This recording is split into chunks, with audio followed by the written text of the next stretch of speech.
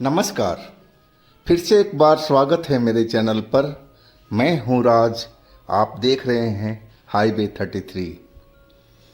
दोस्तों, आज की जो घटना है, कहानी है, ये नारायण जी ने भेजी है। नारायण जी जमशेदपुर झारखंड के रहने वाले हैं और ये घटना 1997 की है। लगभग 26 साल गुजर चुके हैं।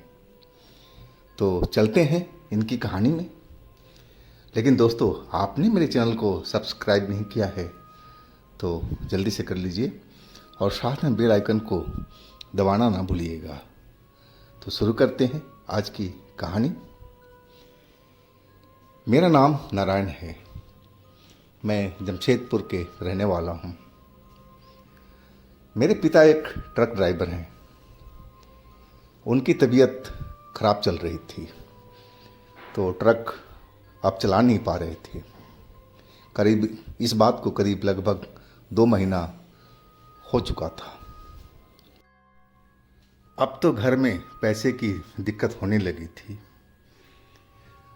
जो कमाने वाला ही था अब बेड पर लेटा हुआ था और इलाज चल रहा था, तो दिक्कत तो होनी ही थी। मैं जवान था। मैं पिताजी के साथ में ट्रक ड्राइवरी का काम सीखा था। उनके साथ मैं करीब 6 महीना तक कंडक्टरी किया था। पिताजी ने मुझे सब कुछ सिखाया था। मेरा लाइसेंस भी बना हुआ था। मैं पिताजी से बोलने लगा कि पिताजी, मैं ही अब जा रहा हूँ, क्योंकि अब घर में बहुत दिक्कत आ रही है पैसे कौड़ी की, तो ऐसे तो बात नहीं बनेगी। लेकिन पिताजी कहने लगे, नहीं बेटा, अभी तू बच्चा है। अब रोड में कितने कितने लोग इस चक्कर में फंस जाते हैं, वो समझ नहीं पाते हैं। मैं उनकी बात को समझ नहीं पा रहा था। नहीं कि कैसी बात पिताजी? वो बोलने लगे, बेटा देख, दिन की बात का ड्राइविंग अलग है और रात में कई तरह की समस्याएं आती है जो आम इंसान समझ नहीं पाता है। मैं फिर भी नहीं समझ पाया। वो बोलने लगे, देख बेटा, साफ शब्दों में कहता हूँ कि रोड पर अनजानी खतरे बहुत होते हैं। तुम देख रहे हो कि सामने से खतरा आ रहा है, वो तो तुम्हारी बात ठीक है, तुमने देख लिया। लेकिन कुछ खतरे ऐसे हैं रोड पर जो दिखाई नहीं पड़ते हैं, जैसे कि भूत प्रेत, ऐसी चीज़ें जो होती हैं, छलावा होते हैं। वो कई तरह के जाल बना करके और रोड पर खड़े रहते हैं। तो बेटा, इस चीज़ का तुझे अभी अनुभव नहीं है। मैं पिताजी को बात पर बोलने लगा कि नहीं पिताजी, ऐसी कोई बात नहीं है। जितना आपने कुछ सिखाया है मुझे सब पता है। अब मुझे आप आज्ञा दीजिए कि मैं कल से ट्रक ड्राइवरी का काम शुरू करूं। मैं अपनी जीत पर अड़ा हुआ था। आखिरकार पिताजी ने बोल ही दिया कि देख बेटा, संभल कर जाना और अकेले मत जाना, कोई लड़का साथ में ज़रूर रख लेना कंडक्टर के लिए, वो सही रहेगा। लेकिन इतनी आसानी से कहाँ जल्दी लड़का मिलने वाला था। अगले दिन मैं ट्रक लेकर के उस ट्रांसपोर्ट पर पहुंच गया जहां पर पिताजी माल लेते थे, लोड करते थे। और उन्होंने मुझे देख करके बोलने लगे, क्या हुआ बेटा, पिताजी अभी सही नहीं हुए? नहीं कि नहीं अंकल, अभी तो उनको इलाज चल रहा है, अभी टाइम लगेगा, तब तक मैं ही करूँगा काम, आप मुझे काम दीजिए। वो कुछ सोच विचार करके और बोले, ठीक है बेटा, आज रात को तुम ट्रक को लोड करो और निकल जाना, एक यूपी का चक्कर है। और फिर हमें वो एड्रेस वगैरह दिए जहाँ से हमें माल लोड करना था। अब मैं उस जगह पर पहुँच गया था माल लोड कराने के लिए। अब ये सारा काम ख़त्म होने के बाद में जब मैं निकला तो रात तो हो चुकी थी। मैं अकेले ही अब अपने ट्रक पर था और भगवान का नाम लेकर के मैं चल पड़ा था अपने रास्ते में। मैं अपनी मस्ती में ट्रक चलाते हुए और चलता चला जा रहा था। अभी हमारी जो मंजिल थी बहुत लंबी थी। अब मैं लगातार अब करीब 3-3.5 घंटे तक मैं ट्रक चला लिया था। अब मुझे प्रेशर आ रहा था बाथरूम का। लेकिन पिताजी कहा करते थे कि देखो बेटा, कभी एकांत जगह पर अपना ट्रक रात के टाइम में मत रोकना। वहाँ रोको जहाँ तुम्हें कोई नज़र आ रहा है, जैसे कोई ट्रक खड़ा हो, बस खड़ा हो, गाड़ियाँ खड़ी हो, या कोई लोग हो, ढाबा हो, ऐसी जगह पर अपना ट्रक खड़ा किया करो। और वही मैं उनकी बात को ध्यान में रख कर के देखने लगा था कि कहीं उचित जगह हो तो जहाँ मैं अपना ट्रक रोकूं, है कि अब रात के 12:30 बज चुका था। लेकिन रोड तो पूरा अंधेरा ही दिखाई पड़ रहा था, सुनसान था हर तरफ में, और मैं बाएं दाएं देखता हुआ आगे की तरफ चलता जा रहा था। और मुझे एक जगह पर एक बस दिखाई पड़ी। उसके अंदर की लाइट मुझे जलती हुई नज़र आई, और उस जगह पर मैं सोचा कि क्यों ना यहीं पर अपना ट्रक को रोक लूं, बस के आगे में, क्योंकि यहाँ बस भी खड़ी है। अंदर जब लाइट जल रही है तो उसमें कोई ना कोई तो ज़रूर होना चाहिए। और मैं उस बस के आगे अपना ट्रक लगा दिया। प्रेशर बहुत तेज़ आ रहा था बाथरूम का, और मैं पहले अपना जा कर के जल्दी से प्रेशर को ख़त्म किया। और फिर मैं सोचा कि अब पहिए भी चेक कर लूँ, टायर चेक कर लूँ, और वही मैंने करने लगा था। लेकिन पहिया हमारा सब ठीक ठाक था, हवा बराबर थी, और कोई पत्थर उत्थर भी हमारे पहिए के अंदर नहीं फंसा हुआ था। अभी मैं झुक करके पहिए का निरीक्षण ही कर रहा था, और तभी मुझे लगा कि मेरे पीछे में कोई है, और मैं मुड़ करके देखा तो एक 30-32 साल का नौजवान मुझे दिखाई पड़ा। मैं देखते ही समझ गया था अपने मन में कि ये इसी बस का ड्राइवर होगा या कंडक्टर होगा। और मैं बोली पड़ा, क्या हुआ भाई साहब, आप यहाँ पर बस खड़ा किए हो, आगे नहीं जाना है क्या? क्या बस खराब है क्या? वो जो इंसान था वो बोलने लगा, हाँ भाई, मेरी बस तो ख़राब हो गई है। मैं काफ़ी कोशिश कर लिया हूँ, लेकिन स्टार्ट नहीं हो रही। तो भाई थोड़ी मेरी मदद करोगे? तुम्हें तो कुछ ट्रक चला रहे हो तो जानकारी होगी इंजन के बारे में। मैं तो अभी नया हूँ। मैं उसकी बात सुन करके बोलने लगा कि नहीं भाई, मुझे भी ज़्यादा जानकारी नहीं है, मुझे भी कुछ ही समय हुआ है ड्राइव करते हुए। असली जानकारी तो मेरे पिताजी के पास है, लेकिन फिर भी तुम्हारी मैं मदद कर सकता हूँ। जितना मुझे आता है, जितना पिताजी ने सिखाया है, उतना तो मैं चेक कर ही लूँगा। चलो मैं चल रहा हूँ तुम्हारे साथ में। मुझे नहीं पता था कि मैं एक ऐसी मुसीबत में फंसने जा रहा हूँ जिसका कोई अंत नहीं था। वो इंसान अब आगे आगे एक नॉर्मल इंसान की तरह मुझे लग रहा था। कहीं से भी नहीं लग रहा था कि ये कोई भूत है, प्रेत है, कोई छलावा है। और वो बस के पास में आ चुका था। बस का दरवाज़ा खुला हुआ था, अंदर की लाइट जल रही थी। मैं बोला, भाई तुम अकेले हो, तुम्हारा कंडक्टर नहीं है क्या? बोला, नहीं भाई, आज मैं अकेले ही बस लेकर निकला था और कंडक्टर मेरे साथ में नहीं था। और मैं उससे और कुछ बातें पूछता हुआ और बस के अंदर दाखिल हो चुका था। जैसे ही दाखिल हुआ, जो बस का दरवाज़ा था वो अपने आप बंद हो चुका था। मैं मुड़ कर के देखा तो जो आवाज़ सुनाई पड़ी थी दरवाजे के बंद होने की, वो तो बात सही थी। मैं चौंक करके और पूछने लगा उस बस का ड्राइवर से कि भाई ये दरवाज़ा कैसे बंद हो गया अपने आप? बोला, ये दरवाजे में खराबी है, माइंड मत करो, आ जाओ देखो ज़रा इंजन को। हम इंजन के पास जैसे ही पहुँचे, तभी जो अंदर की लाइट जल रही थी वो पूरा बंद हो चुका था। अब उस बस में अंधेरे के सिवा अब मुझे कुछ नज़र नहीं आ रहा था। और आगे का जो रोड था वो भी मुझे अब नज़र नहीं आ रहा था।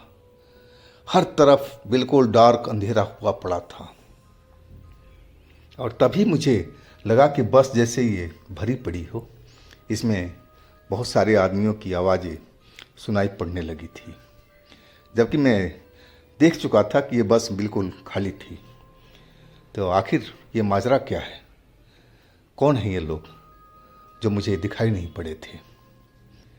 और उनमें से कई आवाज़ें ऐसी थी जो कराह रही थी दर्द से। पता नहीं कौन थे ये लोग।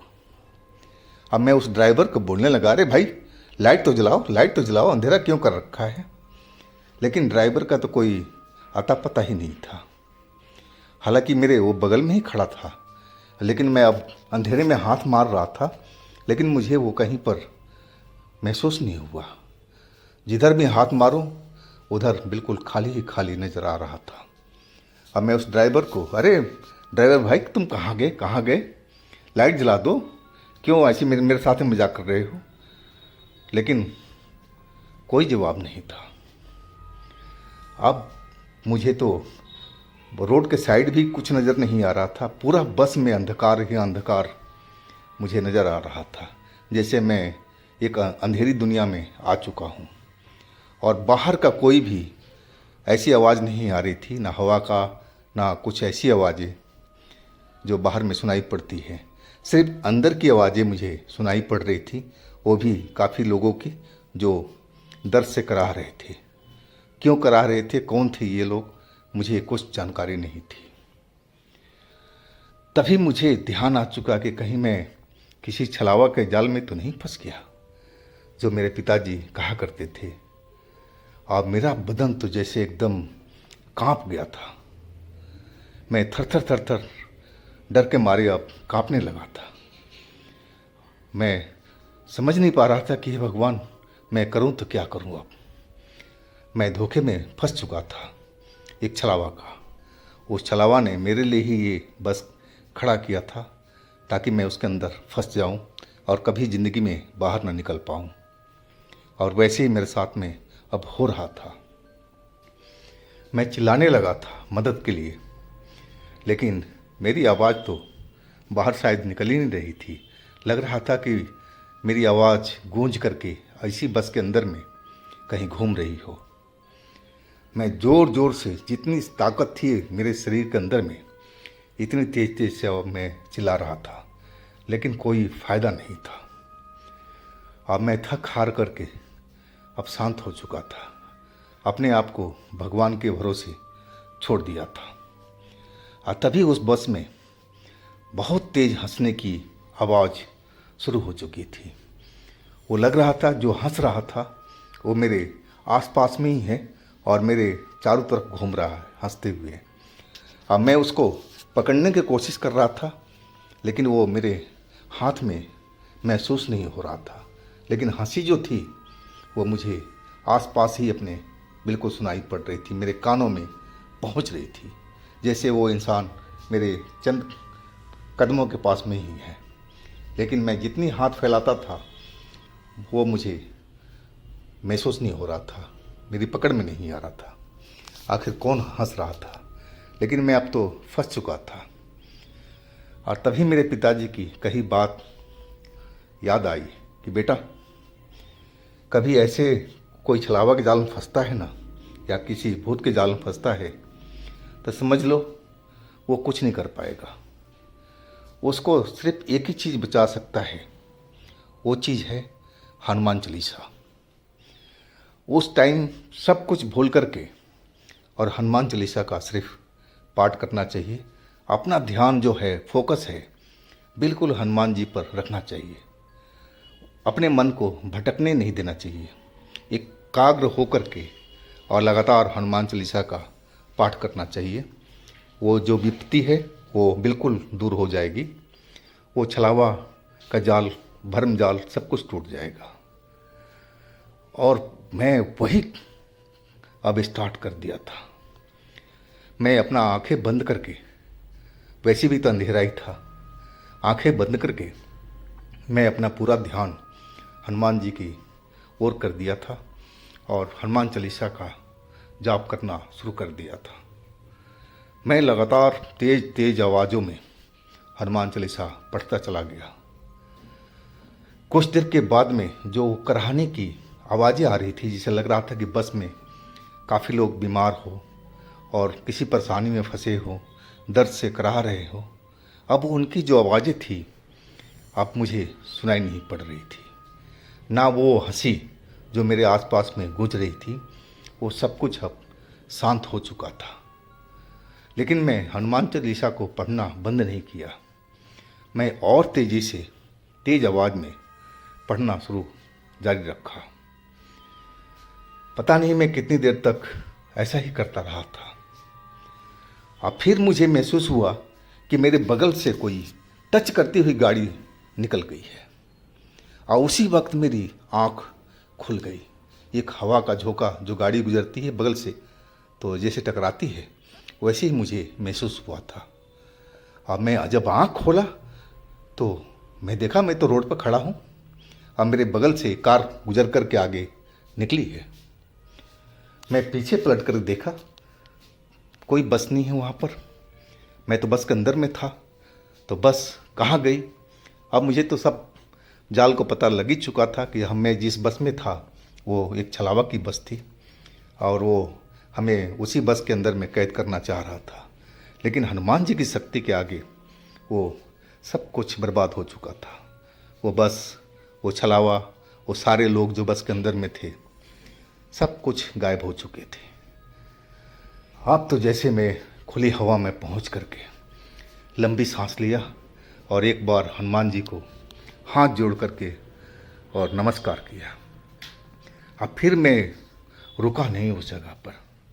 मैं सीधा अपने ट्रक के अंदर जो मेरी बगल में ही खड़ी थी, अब मैं सवार हो चुका था। अब फिर बजरंग बली का नाम लेकर के चाबी घुमाई और फिर अपने मंजिल की तरफ दौड़ाता हुआ निकल गया था। लेकिन डर जो था उस चीज़ का मुझे सता रहा था। ये डर जो था मुझे बहुत तकलीफ़ दे रहा था। कई दिनों तक मुझे वो डर सपने में भी आता था। लेकिन धीरे धीरे जैसे जैसे मैं हनुमान चालीसा का पाठ करता रहा बीच बीच में, और वो डर हमारा कम होता गया और कुछ दिन के बाद में वो डर मेरा बिल्कुल पूरी तरह से गायब हो चुका था। जब मैं वो ट्रिप ख़त्म करके वापस आया था तो ये बात मैं अपने पिताजी को बताया था। पिताजी रोने लगे थे। बोले, बेटा तेरे को मना किया था ना कि देख ऐसे ऐसे जो खतरा है रोड पर नज़र आती है और जो दिखती है वो बिल्कुल होती नहीं है। वो तो बजरंग बली का आशीर्वाद था बेटा तेरे ऊपर कि तू सही सलामत उस जगह से, उस बस से बच गया। नहीं तो हमेशा के लिए उसी बस के अंदर में कैद होकर के रह जाता। हम लोग ढूंढते ही रह जाते ज़िंदगी भर, लेकिन तू मिल नहीं पाता। तो दोस्तों, ये थी आज की कहानी।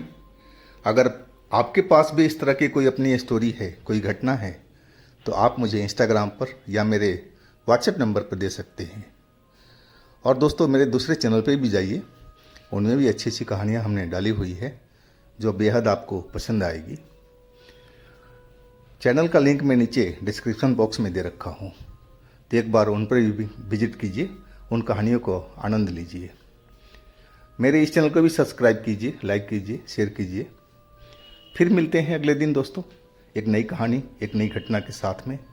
आप लोग अपना बहुत ही ख्याल रखिएगा। नमस्कार।